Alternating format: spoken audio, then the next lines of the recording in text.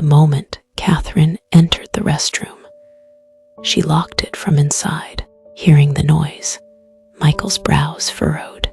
What did she think she could achieve by locking the door from the inside? He could easily kick down that simple door. If she planned to escape from the restroom window, then she shouldn't blame him for chaining her to her bed for the rest of her life. Catherine only locked the door to change her clothes after receiving a second chance. Her number one priority was to properly love him. How could she possibly escape? She tossed aside the sheets and quickly began to shower. Her skin was covered in both marks and sweat. She felt extremely uncomfortable and needed to wash up. Michael heard the sound of water flowing and wondered if she was actually showering or if she was using the noise to prevent him from hearing her escape. This was the third floor. It was unlikely that she had the courage to jump down. Besides, considering her body and the size of the window, even if she tried to jump, she would likely become stuck.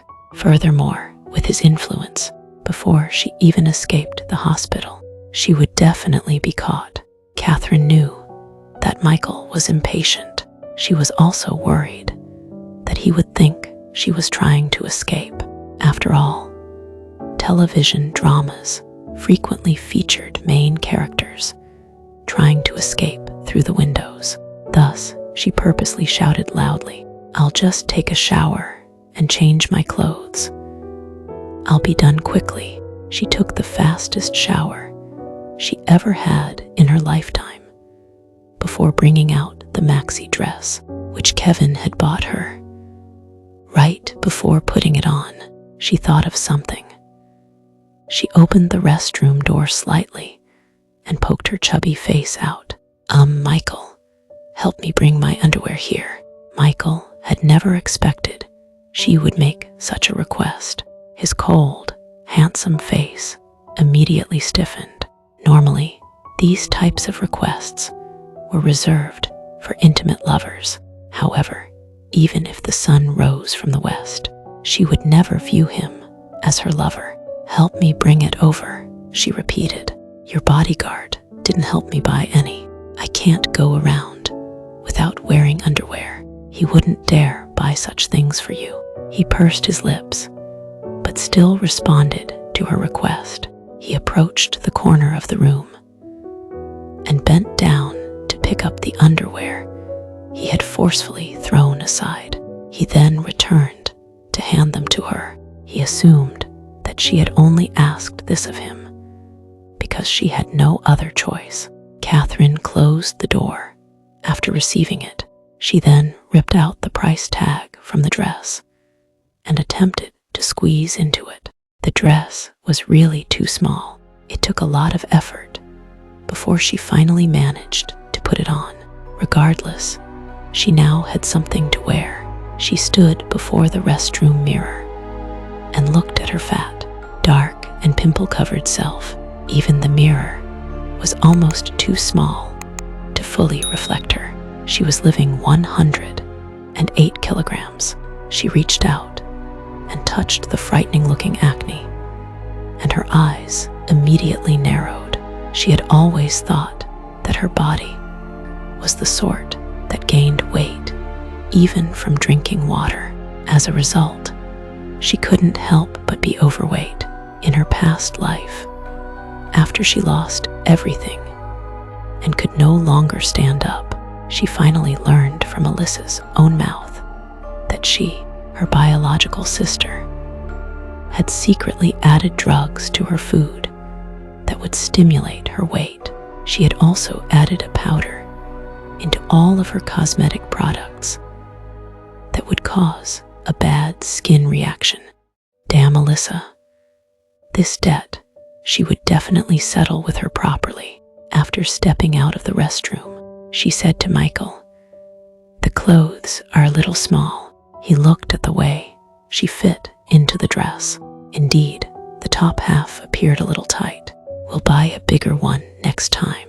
he would personally buy it for her. Kevin heard her from outside the room and immediately responded, "Boss, I visited more than 10 shops in the nearby department store before I purchased the largest size available. This is already an XXXL size. It's not that the clothes are small. Miss Catherine is just too fat. You only left for such a short period of time. Could you have visited 10 shops? Aren't you afraid of being punished for lying to your boss?" Catherine said. Hearing this, Kevin's temper immediately exploded. "Do you think everyone is like you? You are fat to the point where it's probably difficult for you to walk, but I am his personal bodyguard. My efficiency is top rated. No matter how short the time was, it was sufficient for me. Since I said that I visited 10 shops, it means I visited 10 shops. Boss will not punish me for being honest. Additionally, I need to give Miss Catherine some sincere advice." "Speak," Catherine said. "In future, don't bother shopping at any of the nearby departmental stores. They only sell beautiful clothes meant for thin women. None of the clothes would fit your figure." This was clearly an insult. Catherine's anger rushed up to her brain. Sooner or later, she would slim down to 54 kilograms and remove the acne on her face. At that time, she would definitely blind his eyes with her beauty. "Kevin, you're truly worrying too much." Catherine put on an unaffected smile. "Your CEO actually prefers fat, beautiful women just like me." She then gave Michael a loving look. "Isn't that so, CEO?" Michael clearly did not expect her to direct such a look at him. Could it be that she was really trying to lower his defenses? He did not respond. Instead, he watched her intently with his dark eyes. Kevin continued mocking and enraging Catherine. "You really don't understand him at all. He would never like someone like you. Since he didn't deny it, it means he admits it." Catherine remained stubborn. In fact, she understood that Michael was someone who valued efficiency. He trained his body regularly, and his figure was extremely good. There was barely any unnecessary flesh on him, considering the way he was. How could he possibly take a liking to her overweight self? However, throughout the years, he had never once complained about her weight. The cold-looking man really caused her heart to ache. "Haha," Kevin burst into mocking laughter. "Miss Catherine, based on your logic, do you think our CEO is also fond of those pockmarks on your face?" Catherine instantly became enraged. "What pockmarks? I don't have any pockmarks on my face. They are a symbol of my youth. If your CEO doesn't like the cute acne on my face, why did he have sex with me earlier? You sure have the face to speak." Normally, Kevin did not dare to speak against Catherine so brazenly in front of his CEO. However, Catherine had run away with Roy. He guessed that his boss would no longer want her. Furthermore, he had always despised her. Thus, he became fully invested in their conversation.